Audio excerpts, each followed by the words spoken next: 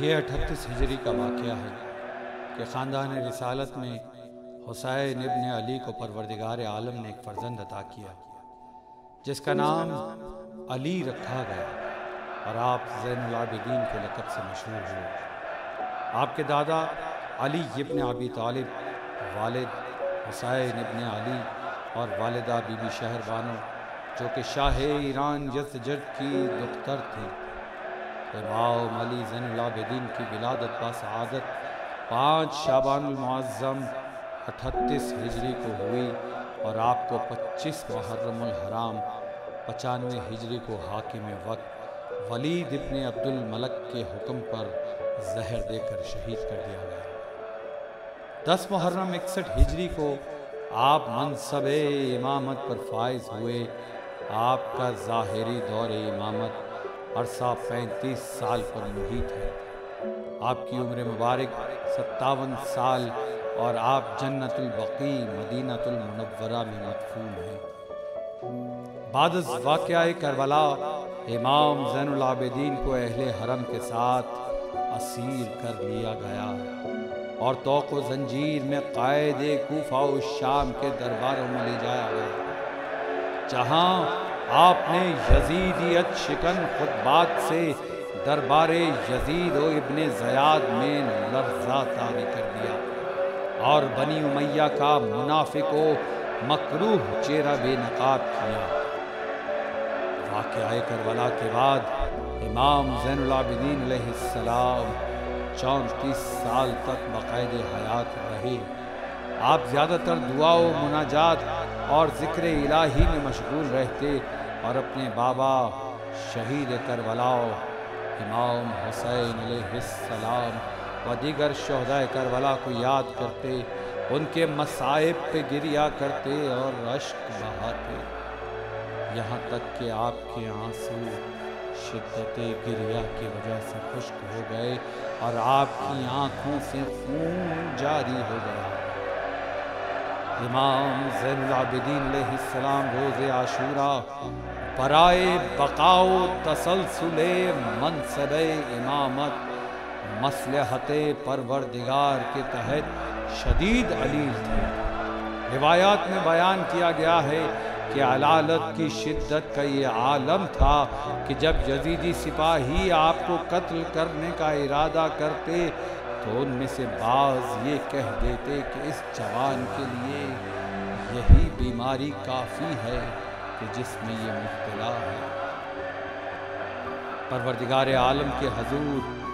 مناجات اور کثرت عبادت میں آپ کا کوئی ثانی نہ تھا۔ انس بن مالک سے روایت ہے کہ امام علی ابن الحسین علیہ السلام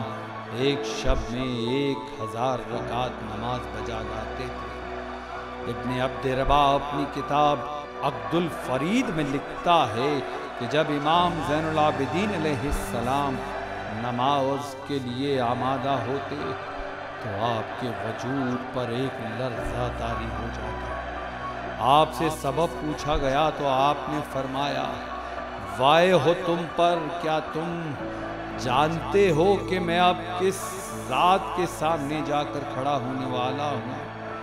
کس ذات کے ساتھ راز و نیاز کرنے جا رہا ہوں؟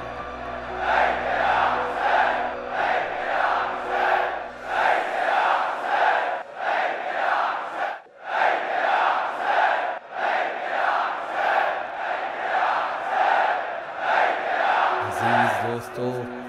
جب ہم امام زین العابدین علیہ السلام کی زندگی کا مطالعہ کرتے ہیں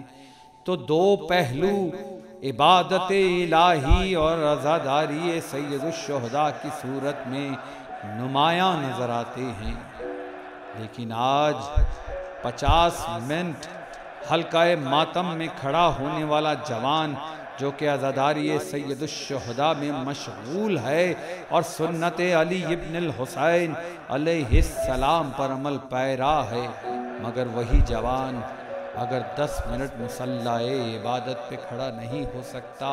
تو حقیقی مقصد عزاداری اور مقصد ابا عبداللہ الحسین اور تعلیمات امام زین العابدین علیہ السلام سے غافل ہے۔